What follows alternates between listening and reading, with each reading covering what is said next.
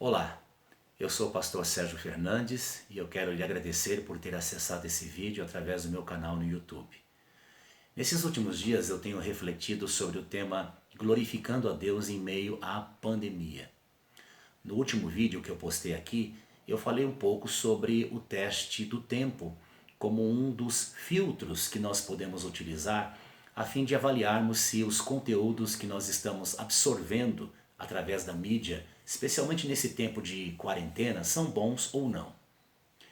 Anteriormente eu já tinha falado sobre o teste do controle, ou da qualidade, melhor dizendo, do conteúdo. E hoje eu quero lhes falar exatamente sobre o teste do controle, que é um terceiro teste que nós podemos utilizar como um filtro. Esse teste nos leva a fazermos a nós mesmos a seguinte pergunta: sou eu quem controla a mídia ou é a mídia que me controla? Então a pergunta ela é importante e necessária porque há pessoas que acabam ficando como que viciadas no uso da mídia justamente pela falta de controle. Uma pessoa sabe que está viciada quando ela se vê controlada, absorvida por aquilo que se tornou o objeto do seu vício. A partir daí, as suas emoções, o seu estado de humor, a sua agenda, enfim, o seu comportamento passam a ser ditados e influenciados por aquilo que é o seu vício. Algumas pessoas pensam que estão no controle da situação, estão no controle do uso da mídia, quando na verdade elas têm muita dificuldade de se dominar. Penso que nós nunca saberemos que nos tornamos viciados em alguma coisa até o momento em que nós tentamos ficar sem ela. Essa semana eu me lembrei de um artigo que muito me desafia todas as vezes que eu leio, em que o autor desse artigo faz o seguinte comentário: quando você tem uma coisa que não pode entregar nas mãos de Deus, na verdade não é você quem tem a coisa, é a coisa quem tem você. E quando uma coisa tem a gente, é muito perigoso ficar com ela na mão. O melhor proveito está em abrir mão daquilo. Sempre digo a Deus que não quero deixar de lado qualquer coisa que Ele queira me dar, mas também não quero ter nas mãos qualquer coisa que não tenha sido abençoada por Ele. Também na sua primeira carta aos Coríntios, no capítulo 6, versículo 12, o apóstolo Paulo diz o seguinte: tudo me é permitido, mas nem tudo me convém. Tudo me é permitido, mas eu não deixarei que nada me domine.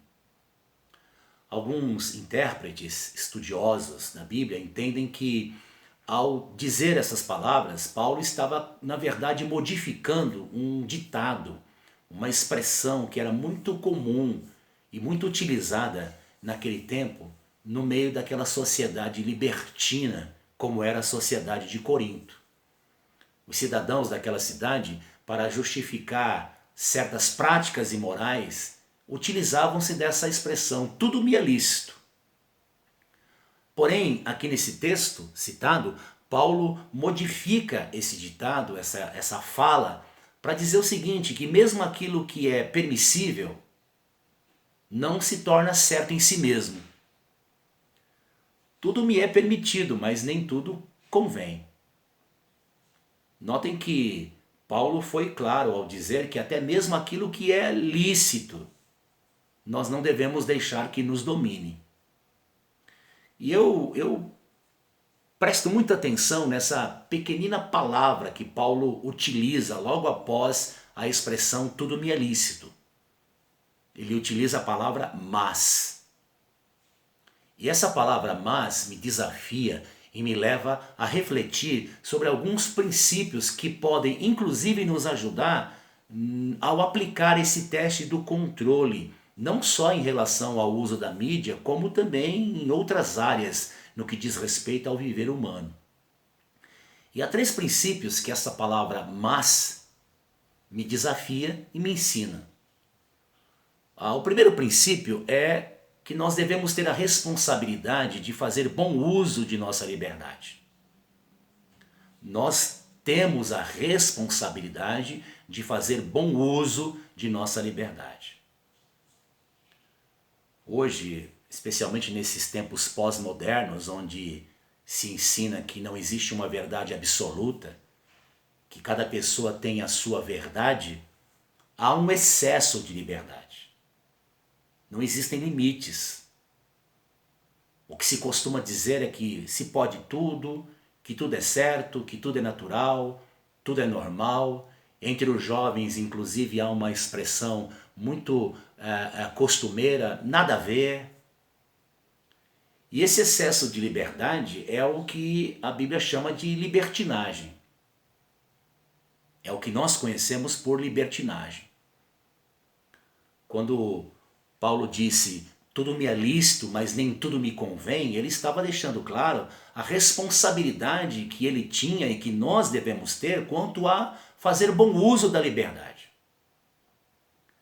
Esse assunto da liberdade é um tema, é um assunto muito caro e um dos mais importantes da Bíblia Sagrada, especialmente no Novo Testamento. O Senhor Jesus veio ao mundo para nos libertar. Ele mesmo disse, pois o Filho vos libertar, verdadeiramente sereis livres. E bem mais tarde, o apóstolo Paulo, na sua carta aos Gálatas, no capítulo 5, versículo 1, disse o seguinte, que foi para a liberdade que Cristo nos libertou. Portanto, esse tema da liberdade cristã é um dos mais importantes e um dos mais destacados no Novo Testamento. Mas esse mesmo Paulo que disse que foi para a liberdade que Cristo nos libertou, nesse mesmo capítulo 5, mais adiante no versículo 13, deixa claro que o cristão não tem o direito de usar a sua liberdade em Cristo para dar ocasião à carne, aos impulsos da carne.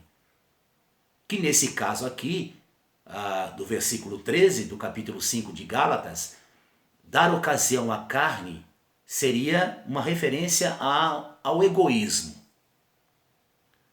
O apóstolo Pedro, na sua primeira carta, no capítulo 2, versículo 16, faz eco a essa exortação de Paulo, quando disse que a vontade de Deus é que vivamos como livres e não tendo a liberdade como desculpa para a malícia, mas vivendo como servos de Deus. Essas recomendações, essas exortações, tanto de Paulo quanto de Pedro, precisam ser devidamente observadas por nós, porque geralmente a definição que algumas pessoas têm de liberdade é aquela que as fazem entender ou as levam a entender que liberdade é a possibilidade de fazer o que se quer. Para muitas pessoas, ser livre é fazer o que se quer. Mas isso não é liberdade, conforme a Bíblia nos ensina, isso é escravidão. Existe sim uma liberdade que na verdade é escravidão.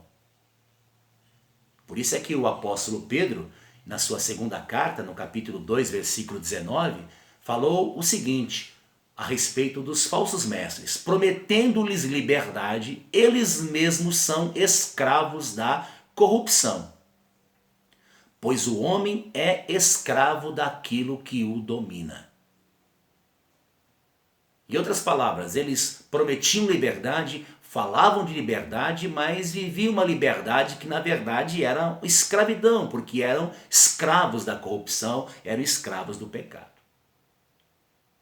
O apóstolo Paulo diz que a nossa liberdade deve ser exercida dentro dos limites da palavra de Deus.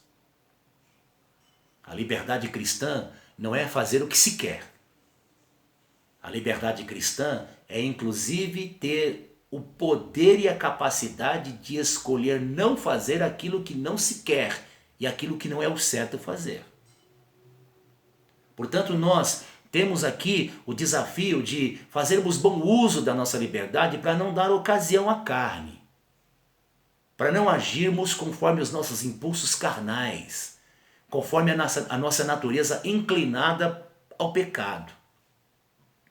Tomando como um exemplo a situação atual, nós poderíamos muito bem fazer uso indevido da nossa liberdade para ignorar as advertências médicas, as medidas preventivas que estão sendo tomadas visando coibir o avanço da pandemia. Nós poderíamos pensar da seguinte maneira: eu sou livre, por que eu tenho que ficar em quarentena? Eu sou livre, por que eu tenho que usar máscara? Mas se nós fizéssemos isso, nós não estaríamos agindo em amor. Nós estaríamos, inclusive, usando aqui a expressão que Paulo utilizou, dando ocasião à carne, porque estaríamos nos expondo e expondo, inclusive, as pessoas a um perigo iminente. Portanto, nós temos a responsabilidade, sim, de fazer bom uso da liberdade com a qual Cristo nos libertou. Um segundo princípio que essa palavrinha mas que Paulo utilizou nesse texto citado me ensina é que nós devemos sempre utilizar o bom senso, reconhecendo que também através dele Deus deseja nos orientar. Nós devemos sempre utilizar o bom senso, reconhecendo que também através dele Deus deseja nos orientar. Deus nos guia, Deus nos orienta por meio do seu Espírito Santo, e o Espírito Santo em nós não abre mão do bom senso. No dicionário nós encontramos a seguinte definição para bom senso. Bom senso é o equilíbrio nas decisões ou nos julgamentos em cada situação que se apresenta.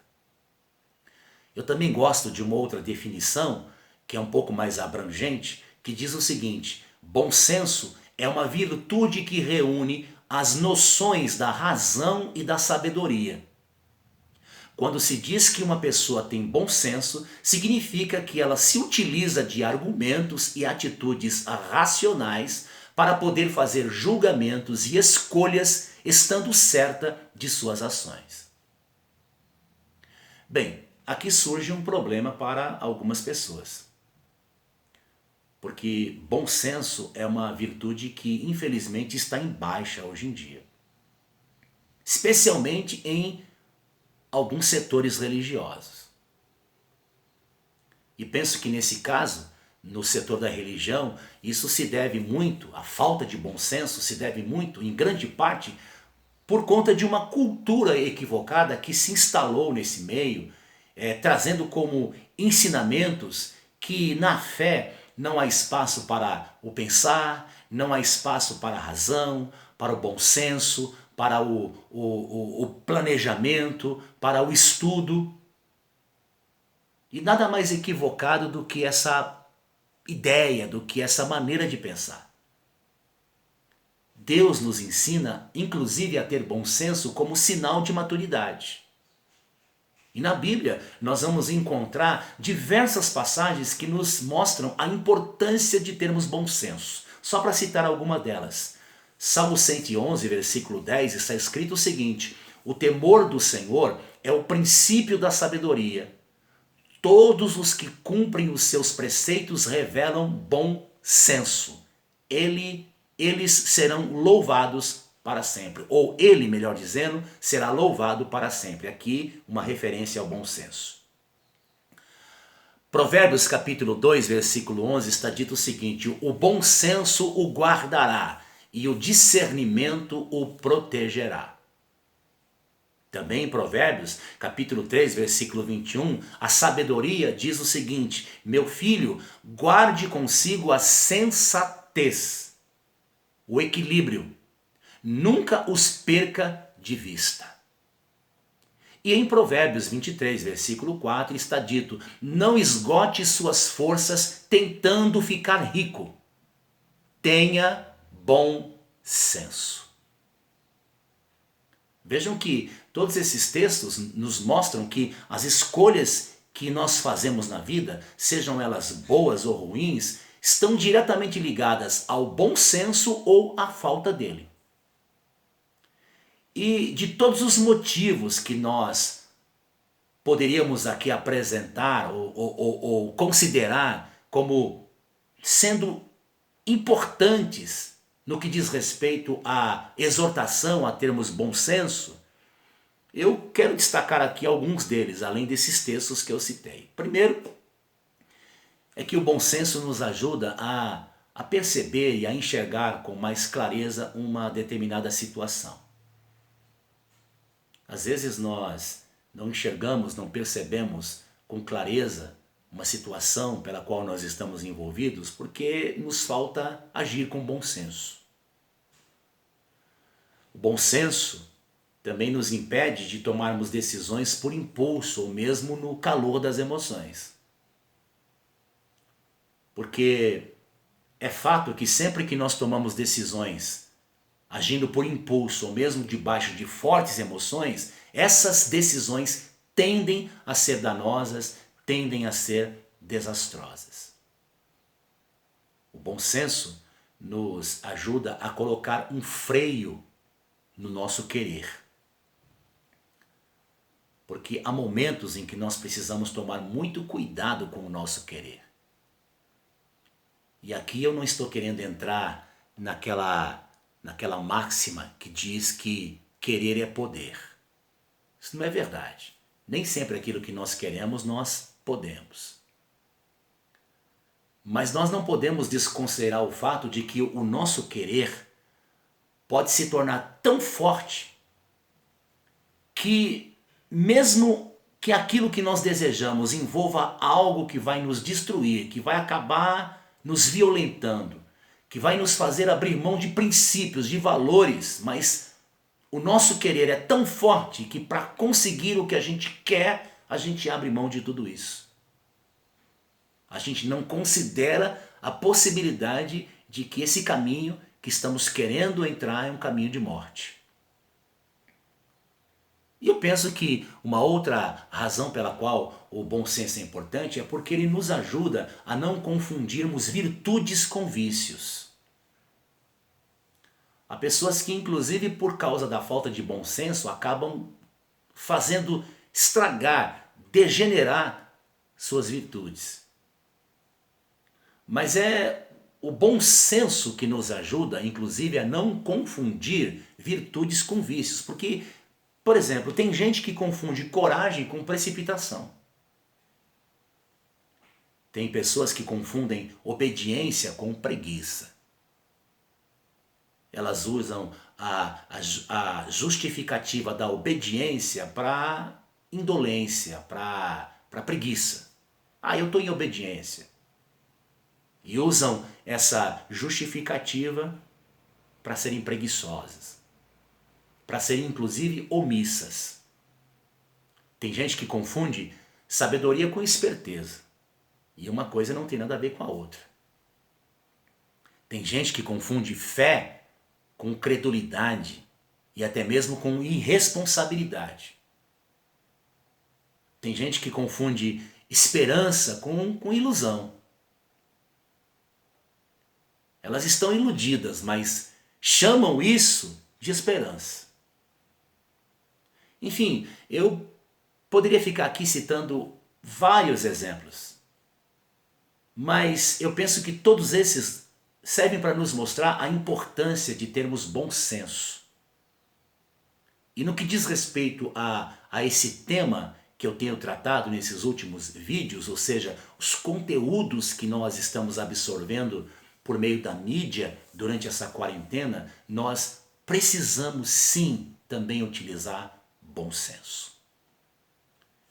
Um terceiro princípio e último que eu quero destacar aqui nesse vídeo, que eu aprendo com essa palavrinha mas que o apóstolo Paulo utilizou, contrapondo essa ideia e esse ditado utilizado pelos coríntios, tudo me é lícito.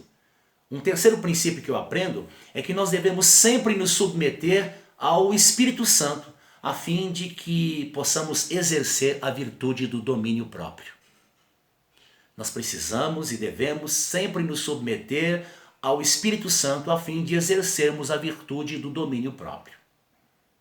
Em sua carta aos Gálatas, no capítulo 5, versículo 23, o apóstolo Paulo diz que o domínio próprio é uma virtude do Espírito Santo que deve estar presente na vida de toda pessoa que nasceu de novo, de toda pessoa que foi salva, de toda pessoa que segue a Jesus.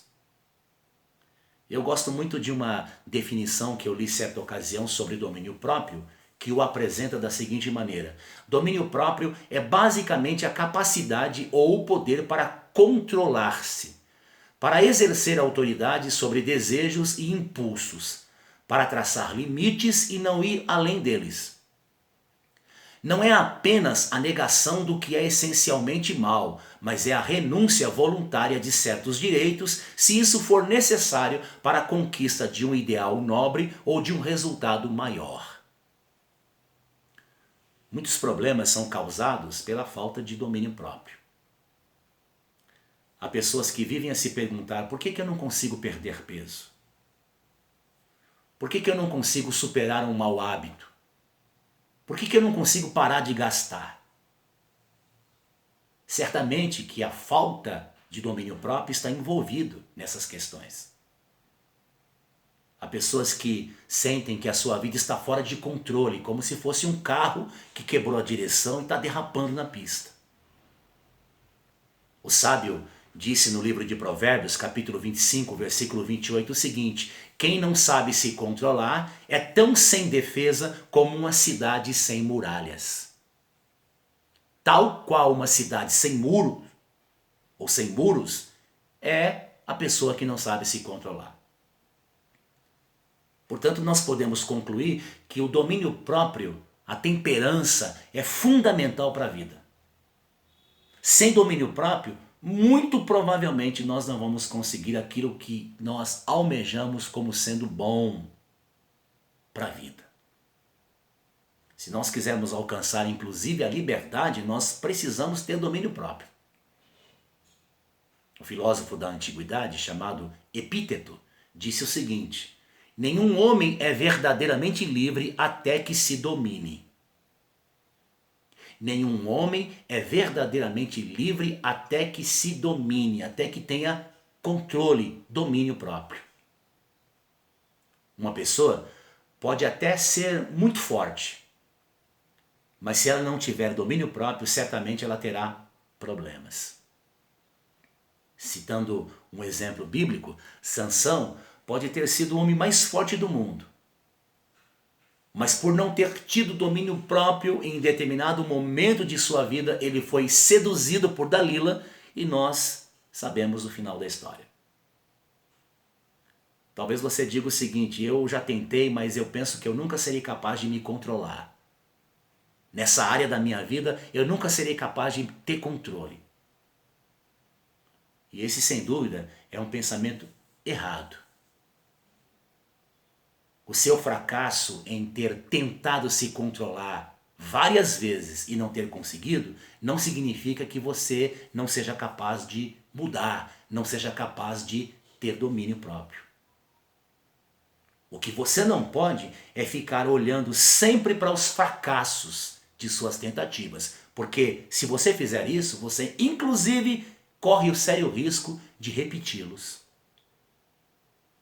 Eu gosto muito daquela frase atribuída a Thomas Edison, que teria dito o seguinte certa ocasião: não diga que foi um fracasso, diga que foi uma lição, porque agora você sabe o que não funciona. Se você tentou e não deu certo, não diga que foi um fracasso, diga que foi um aprendizado, diga que foi uma lição, porque agora você sabe que aquilo não funciona. De vez em quando, a gente ouve aquela frase: siga o seu coração. Faça o que o seu coração mandar. Mas essa, sem dúvida nenhuma, é uma postura e uma atitude irresponsável e perigosa. Nós não podemos desconsiderar as exortações que a palavra de Deus nos faz sobre o cuidado que devemos ter com o nosso coração.